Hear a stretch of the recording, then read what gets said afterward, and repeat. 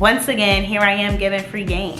What's up? Welcome back. If you're new, my name is Corey. I am a graphic designer, art director, and content creator based here in Atlanta, Georgia. I get questions pretty often, every day, about how I get clients and how I pitch brand partnerships. And so I'm gonna tell you exactly how. Last year, 2022, was my first full year in the creator slash influencer space, but I was able to successfully pitch brands using experience that I've had as a graphic designer pitching clients. If you have not been pitching already and you want to work with bigger brands, organizations, or whatever the case may be, 2023 is the year to start. Keep in mind that pitching is something that you do across industries, not just influencer marketing, and so you can take the guidelines that I give you in this video for an email pitch and apply it to whatever industry you're in. I'm gonna go over how to find the correct people to contact and exactly what you should say in your email. I'm actually going to give you a full template of an email that I've actually used, so make sure you stay to the end for that. Most important thing to remember is that I can give you the full recipe step by step, but you actually have to get in the kitchen and cook. Okay, so first, how do you find the right people to contact? At this point, when you're looking for emails, you obviously should already have an idea of the brands you would like to contact. So the first thing I would do is go to LinkedIn. LinkedIn is a huge resource for things like this. Once you're on LinkedIn, go to the company page for the brand that you're looking to work with, and then go to the people section. Once you're on that page, you'll see a full list of most, if not all, of the people at that company and their title. Scroll through that list and look for the titles that are relevant to what you're asking for, right? So if you're looking for a brand partnership for content creation, you'll be looking for someone who works in influencer marketing, social media, so on. If you are looking to pitch a client as a designer, you might want to find their art director or even another one of their designers. The idea here is you don't have to find the exact right person, but you want to get your email into the correct realm of people, because if there is interest, they will likely direct you to the right person. After you've identified some employees there that you may want to contact, you'll go over to hunter.io and type in the company name. Hunter.io gives you essentially what the formula for their email addresses is. It might say first initial dot last name, first initial last name, first name, last initial at whatever. It'll give you that information. So you'll kind of want to put 2 and 2 together, get on your Scooby-Doo, and figure out the email for this person on your list. I've done it, it works, trust me. Now you're all set, you have the email addresses you need. This is the anatomy of the email you want to send. The very first thing in your email is the subject, of course. I don't use any hooks or gimmicks or anything in my subject line. I state exactly what it is that I want, and I state it in a way that they'll be able to see it clearly, even just in the email preview on their phone or computer. They won't have to click to open the email to know what it is that I'm asking for. For the purpose of this video, I'm going to reference examples that I've used for a pitch to a brand for an Instagram collaboration. So in this email, my subject literally said potential partnership, and then it said the brand name and my Instagram handle. Clear as day, you know why I'm here. Now getting into the body of the email, we'll start with your intro. Who are you and what's your thing? Your intro should be short and to the point. State who you are briefly. We don't need to hear your whole life story. Just give enough to introduce your name, your occupation, social handles or portfolio if relevant, or whichever is relevant, and maybe where you're based. Next, you want to get into why them. Everyone loves hearing about themselves. I don't care who you are, I don't care what organization it is, I don't care. Everyone loves to hear people brag on them. This is the part of the email where you're going to express why you're reaching out to them in particular. You can't just reach out to any old brand just because you want some money.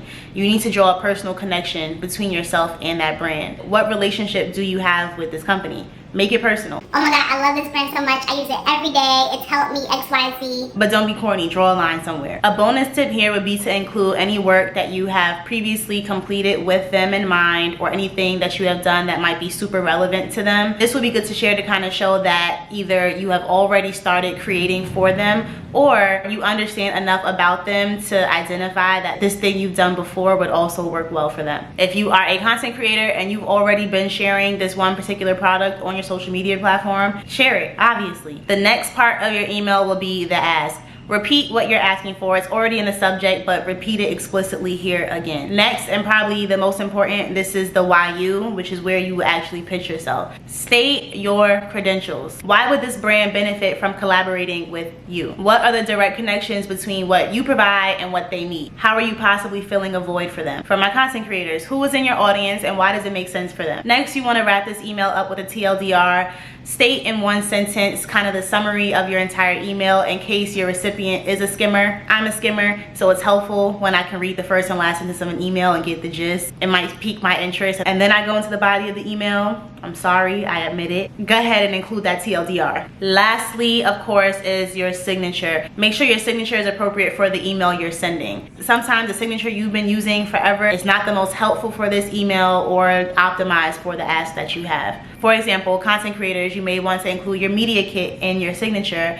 Graphic designers, you may want to include your portfolio. And when I say may, I mean you absolutely should. There's no reason why those things are not in your signature. But I am both, and so I can't use one or the other for any situation. I tailor my signature for what the ask is. Huge, huge, huge tip. Go back through your email and link any references you've made to content that exists outside of that email. Pay attention. Do not send attachments. Link. Earlier in the email where your social handle was referenced, link it. Where you reference your portfolio or media kit, link it. Where you reference a specific piece of work that you have done that's relevant to this company, link it. Do not send attachments. Nobody likes downloading all of your attachments, number one. And two, being able to click through as they're reading through this email gives more context to the situation, piques interest, and also beneficial for you if you update any of the documents that you are sending, your portfolio or media kit, for example. They will always have the most recent version, not the crappy version you made a year ago and just recently updated. It'll always be updated. All right, if you stuck it out this long, here is the good part.